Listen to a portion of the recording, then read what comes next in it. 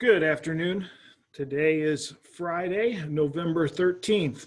The last time we had a Friday the 13th was in March, and we all know what the result of that was. So we'll just leave it at that. I wanted to give an update. It's been a little while, and there's a lot of different rumors, speculation going around. So I wanted to just be upfront and just address those directly so that accurate information is being shared. Attached to this email along with this video is our COVID numbers, and just like everywhere else that you're seeing on the news, we're seeing an increase in numbers as well amongst our students and our staff. I think every building had at least one positive case this week, and then obviously you have the associated quarantines that go with that. No one is immune to this, including myself. One of my own children is on quarantine right now because of exposure to a positive contact. And I think we have two board members that also have students that are on quarantine as well. So this is impacting everyone, and it's unfortunate, but it's the world we live in right now. So, this is November 13th, and to be honest, looking back at the start of the year in August, I would not have guessed we would have made it this long. So I'm very pleased at where we're at and where we've come, and hopefully where we're going to go. So that's what we want to talk about today. You see, or hear, I should say, a number of other schools that are closing down and going fully remote. Every one of them, to my knowledge, has been because of staffing reasons. They're running into staff issues on quarantine, and they just don't have the personnel to be able to provide services. As you can see, our numbers in staff are increasing as well, and it's getting to be an issue. So, we're not immune to that either.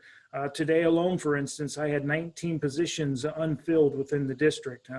When I say unfilled, that the staff member was out and we couldn't find outside subs to take their positions, so we had to fill those internally. And kudos to those aides that we've put in those positions that could help us out, the other teachers that are giving up their prep periods and covering for their colleagues, doing different things out of their ordinary roles. Other teachers are to cover that for the needs of our students. So thank you. But we are getting by, but we're flirting with that line of not being able to provide services ourselves. We're not there yet, but it is a concern, and to pretend that I wasn't concerned would not be a true and accurate reflection of how I truly feel. Yes, I am concerned. The health department has been wonderful as far as working with us. They are overwhelmed. They are just getting overrun just because of the number of cases, not only in the Dunlap School District, but in the whole Peoria area. They don't have the staff to cover it. They're doing the best that they can, and I'm not here to badmouth them. Matter of fact, I'd like to give them praise. They're doing what they can, and we're doing what we can to work with them and try and take some of that burden off of them. They've been very complimentary of our mitigation strategies. We're doing a good job of containing the virus within the school. So our mitigation safety measures that we have in place are working. Just the numbers are what they are. They're the numbers. The health department has stated that they're not going to shut us down based on numbers, because we're doing a good job. And when they're at school, they know they're safe. They're wearing their mask. We're social distancing to the greatest extent possible. We got our custodians cleaning. We're sanitizing at night with our sprayers. We're doing everything we can within the buildings to try and keep them clean, keep them safe, and keep the doors open. I'm sure you've heard, the governor's talk about, the only thing really left is to, reinstitute the stay-at-home order. And if that were the case, then, that could possibly impact schools. There seems to be some gray area there, whether he would or would not shut schools down. You look at different areas of the state. I don't know. I don't have an answer. I'm not going to claim that I do. My point is this: as a parent, as we've said from day one, you need to be prepared to pivot like some of these other schools. If we get to that point where we have a huge outbreak amongst staff and we have to pivot to remote learning at moment's notice, we're not going to have a week to plan for this. It's going to come quickly. So, and I know that that's a burden on parents, especially if you have young children and you have to find childcare. Totally aware of that.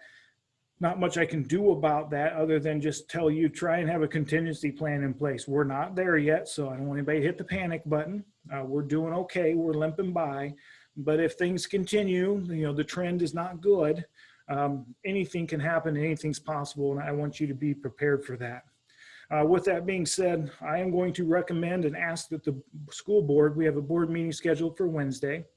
I know there's been a lot of discussion. I did an interview yesterday with ABC News about our board meeting and the possible discussions regarding the budget and potential cuts. Nothing's been decided. These are simply conversations. And at that meeting, there will be no decisions made. It's strictly an informational item, again, open for discussion. So there will be no action at that meeting to decide anything. Cuts, no cuts, there will be no decisions, only discussion. I'm going to ask the board to make that meeting virtual for the main reason of staff.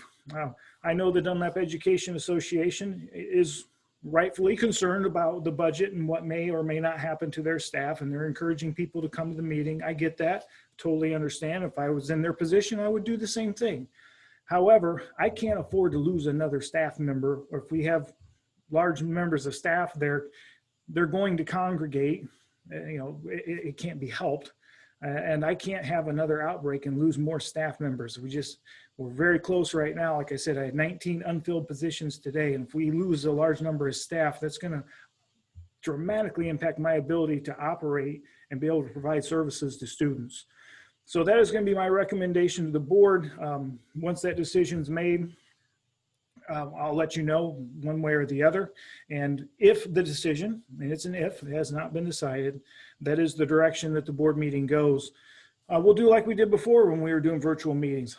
I'll provide a link where you can watch it on YouTube. If you want to make a public comment, all you have to do is email me. It will be a Zoom meeting. I'll send you the link, and when it's time for public participation, you'll have the link. If you obviously make prior arrangements with me, and I'll admit you in, and you can say your piece just like you would if you were in person. So all those same opportunities will be there. I'm just trying to avoid the large congregation of people because I would expect a large turnout, and I can't afford an outbreak, especially among my staff, because we are so close right now on our numbers. I just can't afford to lose more people. I believe that's all I have for now. Have a wonderful weekend. Be safe.